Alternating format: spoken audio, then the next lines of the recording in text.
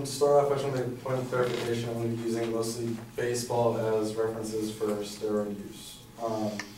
So just recently, many men whose stats said they were worthy of the Hall of Fame were denied entrance. In January, nobody was elected to the Baseball Hall of Fame for only the second time since 1971. This Hall of Fame class is full of record holders, including Barry Bonds and Roger Clemens.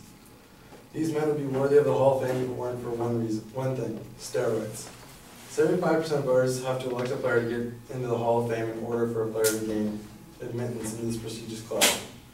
Baseball Writers Association of America's Secretary-Treasurer Jack O'Connell said, with 53% you can get into the White House, but you can't get to Cooperstown. It's the 75% that makes it difficult. So I propose that professional sports are doing an adequate job of testing for drugs in players because first, baseball has increased the punishment for positive tests in recent years, deterring these players from using performance-enhancing drugs, and second, they're expanding the drug testing program to catch more players. Imagine if baseball had not adequately tested for drugs and Barry Bonds had gotten into the Hall of Fame and later he admitted to using steroids. This would be an outrage. Those stats are not his, they are fake, and they were produced by drugs, not hard work and practice. So for the first, there's been an increase in the severity of punishment for positive drug tests, especially regarding steroids. Bud Siegel has adopted the 3 strikes and you're out approach. This increases the punishment, and for the first violation, there's a 50-game suspension without pay, and for the second violation, there's a 100-game suspension without pay, and the third violation is a lifetime ban from baseball. Before this, there was not much of a punishment, and the Baseball Almanac said, Major League Baseball had an established steroid policy which was created in 2002.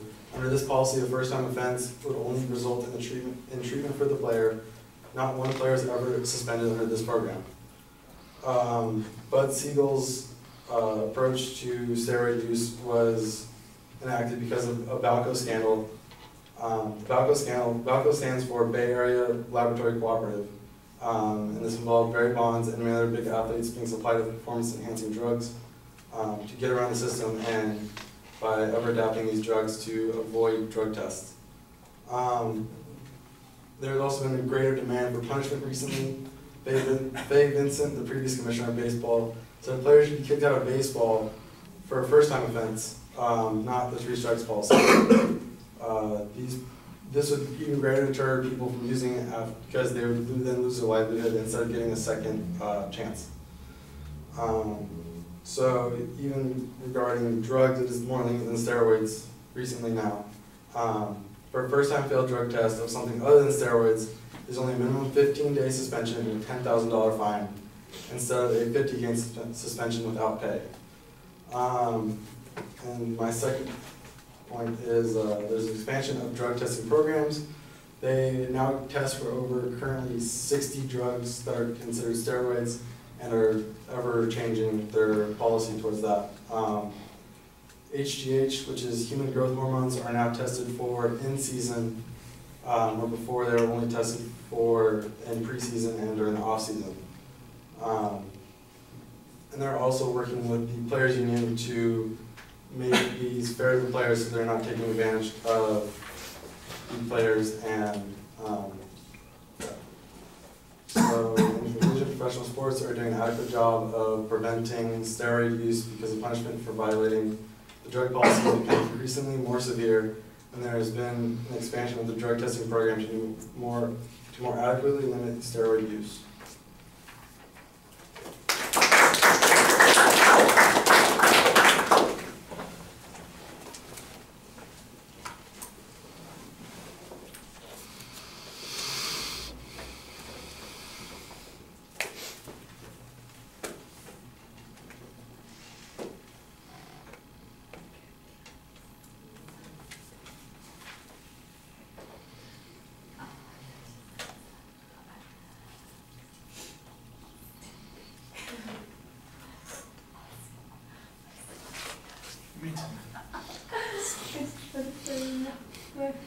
All right, since it's professional baseball, I think you want to keep that in the proposition, and it really sounds like that's what you're talking about all of the time. So go ahead and label your proposition that way and say that it's baseball that's doing this. I don't know why you've got it written differently here.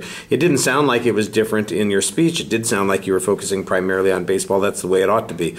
The secondary issues are laid out pretty clearly. I don't think there's much dispute that there's controversy on this because, like you had the good example at the beginning, that nobody's elected to the Hall of Fame, and you've got some information about players that might normally have been there, but they're all tainted by steroid scandals, and so I think that that's a good illustration about why this is important. The secondary issues are laid out pretty well, but I did think that you got a little bit lost in the first one, and it needs to be a little more coherent as you're talking about it. You've got good information about what the Major League Baseball's policies are. I didn't get source citations on most of those. Although it does sound like you're quoting Bud Selig at one point, so providing that information, that should be a little clearer. Then you had some testimony evidence also from another commissioner at one point, and I thought that that helped.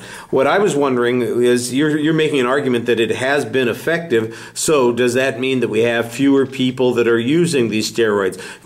So where's the data that says fewer people are failing these tests, that we don't have the number of suspensions that we had at one point, that the test, you did say that you had a piece of factual data that says they're now testing for 60 different drugs, for instance. Where's the evidence that says that they test more frequently? You had some information that said that they did not just preseason anymore, but more often during the regular season, and it seemed like there would be some statistical information to back that up, but I didn't get any of that kind of information. The major examples that you point to seem to be suggesting that there was a failure. Your argument is that it's changed in the last 10 years, and I think that is the point that you want to emphasize a little bit more. That might even be something that would be important to put in the proposition at the beginning of the speech. I think you're reading a little bit too much, which undermines your credibility, even though you seem like you're knowledgeable on the subject, so you want to be able to talk to us a little bit more also. All right, thank you.